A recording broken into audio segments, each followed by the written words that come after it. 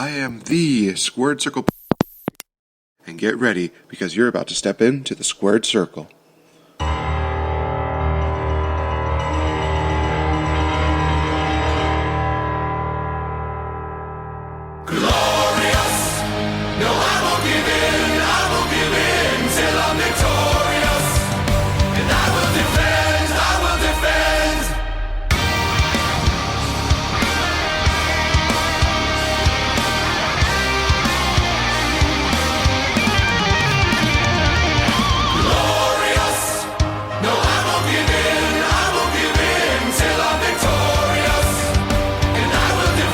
What is going on, guys? My name is Nate the Effing Great, and welcome into another exciting edition of the Squared Circle Podcast. Of course, as always, on Spreaker.com, iTunes, Player.fm, PodDirectory.com, Stitcher.com, TuneIn Radio, IW Nerd, as well as Satchel Podcast Player for your Android and smartphone, and Mr. NTG 1990 on YouTube. Guys, if it sounds like I'm coming in a lot more clear, it's because, dun dun dun, I have finally gotten my own microphone. So I'm sounding a little bit more clear. I sound a little bit more better. I'm feeling pretty good right now. So happy belated Thanksgiving to all of you wrestling fans out there. If I've not wished you one already, well, sorry about that. But what a interesting week it has been for WWE. We start off, of course, with Monday Night Raw. If you haven't gotten a chance, check out the NXT TakeOver Toronto and the Survivor Series review that I did a couple days ago to get all the info on that. But we're going to start off with Monday Night Raw, go into SmackDown, talk a little NXT and Lucha Underground, and a big update that actually happened with TNA Impact this week. So, starting off, like I said, with Monday Night Raw, we kick things off with Goldberg. Yep. Bill Goldberg comes out, talks about his match, talks about decimating Brock Lesnar, still being the one who defeated the One in 21-1. And he was approached by Stephanie after the matchup was over. And she said, hey, you obviously did have one more spear in you. You had one more jackhammer left in you. But do you have one more title run in you? And Goldberg simply replied, yes, I do have one more title run left within me. So he announces that he is going to be a part of the 30-man Royal Rumble matchup. And basically says, everybody who's in the Royal Rumble, you're next. Oh, baby, that is going to be awesome. If I have not had a reason to look forward to the Royal Rumble, seeing Bill Goldberg in it is definitely going to really shake things up. I'm interested in seeing what they do. What I hope they do not do is have the same thing that happened like 12 years ago with Brock Lesnar and Goldberg, because I'm at the point right now where I just don't think that Brock should have a victory over Goldberg. I think that gives Brock more incentive to just be on this rampage, to just destroy everybody, and hopefully that will evolve into for the Universal title at the Royal Rumble. But we'll just have to wait and see what all pans out. Interesting backstage deal in which we see Enzo Amore completely naked. He's just walking around. He's got this pixelated deal where basically it does seem like he's completely naked. Runs into Lana and he does his little casual, how you doing? Rusev, of course, gets mad. Big Cass gets involved. And it basically evolves into Enzo Amore and Rusev having a one-on-one matchup in which Rusev basically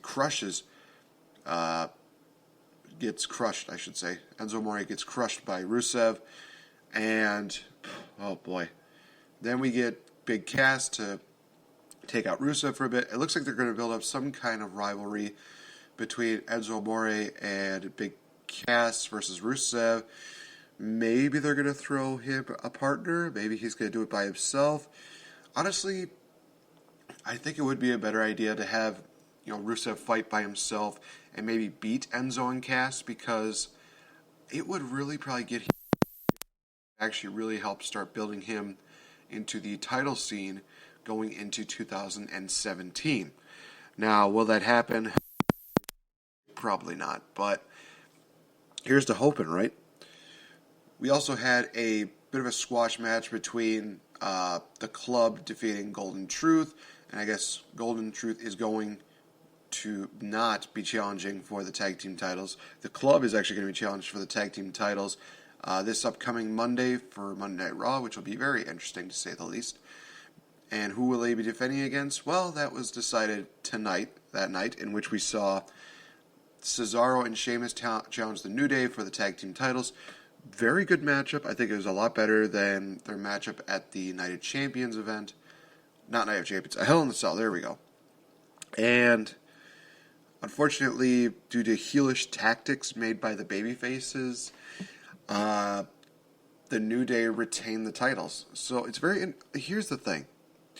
It seems like they're going to put Day heel, which would make sense if they're going to build up, Enzo Amore and Big Cass as the next tag team champions, because they need to be over as the babyfaces, and New Day needs to be over as the heels.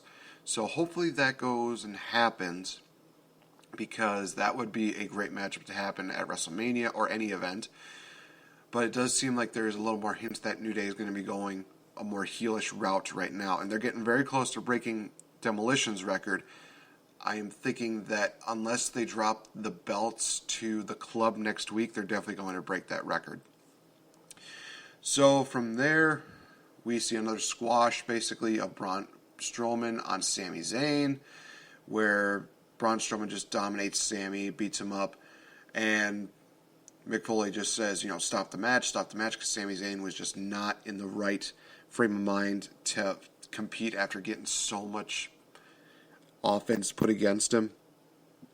But one thing that Brian Zane over at Wrestling with Regret mentioned was that he didn't exactly seem very eager to end the matchup. It's kind of like a half-hearted kind of deal, where he was just saying, stop the match, it's done, he can't compete.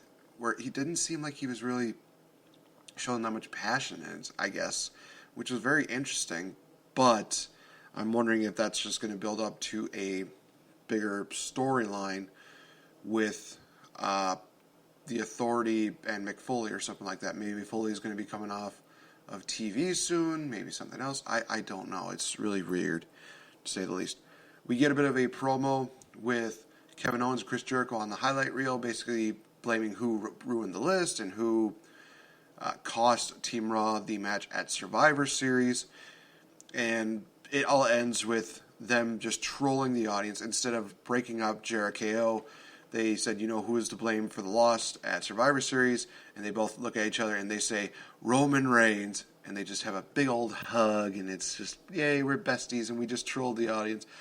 The build-up was really good, because it started with them blaming each other for the list. Kevin Owens was saying the list is not important, and Jericho saying, you're the one that ruined the list, you did this, and blah, blah, blah. All this evolved and drew out Seth Rollins, who said that he wanted a rematch against Kevin Owens for the Universal Championship tonight. And Foley says, you know what, that's fine, we're going to do that, but Roman Reigns and Chris Jericho are banned from ringside, and it will be no disqualification. So the main event scene is set. The only other major thing that happened was the women's division deal, because Charlotte came out with this state of the women's dress about what she did at Survivor Series, and this drew out Sasha Banks, who wanted her rematch. And Charlotte basically said, okay, you'll get your rematch next week when we fight in my hometown. So it's going to be very interesting to see how that goes. And I think I do agree with Brian when he says if they do the same thing they did with the last two Raws, where they had Sasha Banks win the title, it's just going to be one of those things where you just throw your hands up and think, what's the point of it all? But eventually this also drew up Nia Jax. And Nia Jax was basically confronting Sasha Banks about how she thinks that she's the boss. And Sasha basically says, when I win my title back, I will be glad to show you what a champion is really like. And this, of course, involves a triple team with Sasha Banks getting teamed up by Nia, Dana Brooke, and Charlotte. And this draws out Bayley, which creates a tag team match. And then Sasha uses the bank statement on Charlotte to get some momentum going into next week. So, of course, we got two title matches next week. Very interesting to see, but I'm also I'm looking forward to seeing, what happens there. We go into the main event, which is the Universal Championship no DQ matchup. Good matchup, very good matchup actually, between Seth Rollins and Kevin Owens. They fight into the crowd, they fight in the ring. Seth Rollins does a dive from the stands onto Kevin Owens, which is really cool, something that we haven't seen since the Shield Evolution battle years ago, honestly. And then we see a masked vigilante in a Sin Cara mask and apparently a Shinsuke Nakamura hoodie attack Seth Rollins, who grabs him, and it's revealed to be Chris Jericho, and I guess technicality, he was not at ringside. Jericho gets a pedigree, and then Kevin Owens hits a powerbomb on Seth Rollins on the apron for the 1-2-3. A bit of a lackluster finish, but all in all, it was a good matchup. So Raw actually had a bit of a good standard when it came down to it. All right, so we go into SmackDown, in which Dean Ambrose and Shane McMahon, where Shane's just basically rightfully pissed about the fact that Dean Ambrose almost cost SmackDown the win at Survivor Series. But then he puts that aside and brings out James Ellsworth, who said, "You took a beating, you've done a lot, you've shown your true, blue brand blood," and basically evolves into a contract offering to James Ellsworth. And if it only ended there, it didn't. Dean Ambrose basically gets ejected from the building, saying you have the night off. And then AJ Styles says, you could do so much better than offering this guy a contract. And he says that I want to fight James Ellsworth tonight in a ladder match. Only then, if he beats me, he gets his contract. And James Ellsworth accepts, even though he's in this goofy little neck brace deal. Yeah. We get an Intercontinental Championship matchup, which was very nice to see. The Miz defended his title against Kalisto, and rightfully so, because Baron Corbin cost him the Cruiserweight Championship at Survivor Series. Pretty good matchup. Again, it definitely shows Kalisto is a very athletic and very talented individual. But Baron Corbin comes in again and costs Sin Cara, Kalisto, oh my gosh, costs Kalisto the Intercontinental Championship, and then attacks him, gets attacked by Baron Corbin afterwards. And then we see Dolph Ziggler super kick The Miz after the match is over. And this is going to definitely set up The Miz versus Dolph Ziggler at the Tables, Ladders, and Chairs event. What kind of matchup will it be? They've already put a TLC matchup for Styles and Ambrose. I would love to actually see The Miz versus Dolph Ziggler in a ladder match, because we've seen Dolph Ziggler do well in ladder matches, and when it's for the Intercontinental title, he's actually undefeated when it comes to that event. If you remember, he held on to the Intercontinental title when he was challenged by, I think it was Jack Swagger and Kofi Kingston, if I'm not mistaken. Then he defeated Luke Harper to regain the Intercontinental title, which was an awesome matchup a few years ago. I would definitely recommend anybody who wants to see some of Dolph Ziggler's and Luke Harper's best work, go check out this ladder match. It's amazing. So this would be really cool to kind of see. If they do a tables match, there's going to be so much interference that's just going to be ridiculous. Same thing if it's a chairs match. So I would rather see them battle in a ladder match. But we'll wait and see, I guess. We actually get a tag team turmoil matchup in which we see basically all the teams on SmackDown Live competing for the number one contender of the tag team titles, and eventually it was won by American Alpha. And one thing that, again, Brian Zane pointed out was that this was kind of weird, because the other matches building up to the final two teams, which were American Alpha and it was American Alpha and the Usos were the final two teams, and every other matchup, it felt like it was either wasted or it was very fast-paced. It just didn't really make that much in the way of sense, which kind of was sad. I mean, even when I saw the Vaudevillains come out and they were going to face off against American Alpha, I'm thinking, okay, this should be a relatively good matchup. I was wrong. This that ended in a